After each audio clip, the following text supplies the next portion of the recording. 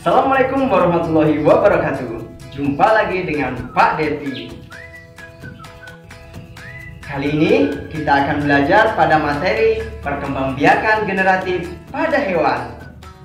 Dengan tujuan pembelajaran mengidentifikasi hewan berkembang biak. Nah, perkembangbiakan secara generatif adalah perkembangbiakan dengan melalui proses perkawinan.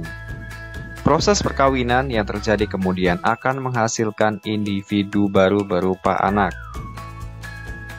Selanjutnya, perkembangbiakan hewan secara generatif dapat dibedakan menjadi 3, yaitu yang pertama adalah hewan bertelur. Bisa kamu lihat ya, di depan itu ada gambar elang, gambar laba-laba, ikan, dan katak. Nah, cara berkembang biak dengan bertelur disebut ovipar. Ovipar berasal dari kata ovum yang berarti telur. Ovum atau telur itu dihasilkan oleh hewan betina dan akan dibuahi oleh sperma yang dihasilkan oleh hewan jantan. Contoh hewan ovipar yang ada di sekitaran kita yaitu ayam, bebek, dan burung. Hewan-hewan ini sering disebut sebagai hewan unggas. Nah, kalau di tempat kalian ada hewan apa saja yang berkembang biak dengan cara ovipar? Coba kalian sebutkan. Kemudian ciri-ciri ovipar adalah janin tumbuh relatif cepat. Bentuk tubuh anak umumnya sama dengan bentuk tubuh induknya. Tidak mempunyai daun telinga, tidak mempunyai kelenjar susu, dan tidak menyusui anaknya. Selanjutnya pada materi yang kedua adalah hewan melahirkan atau vivipar. Hewan yang berkembang biak secara melahirkan disebut dengan vivipar. Hewan yang beranak kebanyakan menyusui anaknya. Nah, karena menyusui anaknya ini disebut dengan hewan mamalia.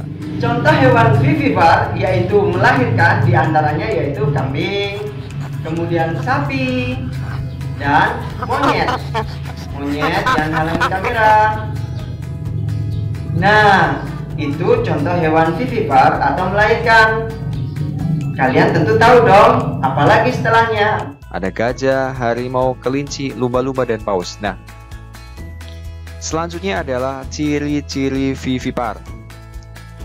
Yang pertama, memiliki kelenjar susu. Bisa kamu amati ya, misalnya kamu mengamati kambing, pasti dia memiliki kelenjar susu. Kemudian hewan betina menyusui anaknya dan memelihara mereka hingga dewasa. Ya, contohnya kambing itu pasti setelah melahirkan dan dia akan menyusui anaknya. Kemudian yang ketiga, memiliki rahim. Dan yang keempat adalah kulit tubuh hewan umumnya memiliki rambut dan mengandung kelenjar, seperti kelenjar lemak dan keringat.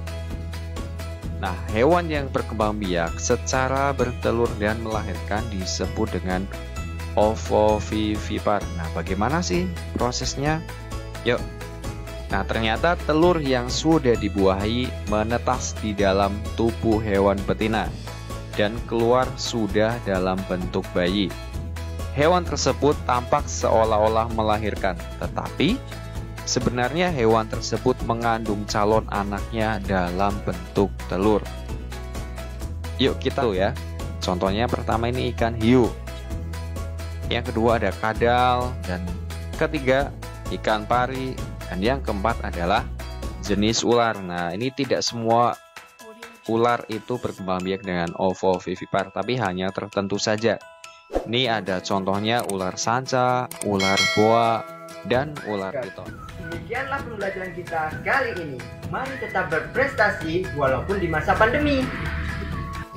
Ingat, hindari kerumunan, menjaga jarak, cuci tangan pakai sabun, dan memakai masker. Bapak akhiri, wassalamualaikum warahmatullahi wabarakatuh.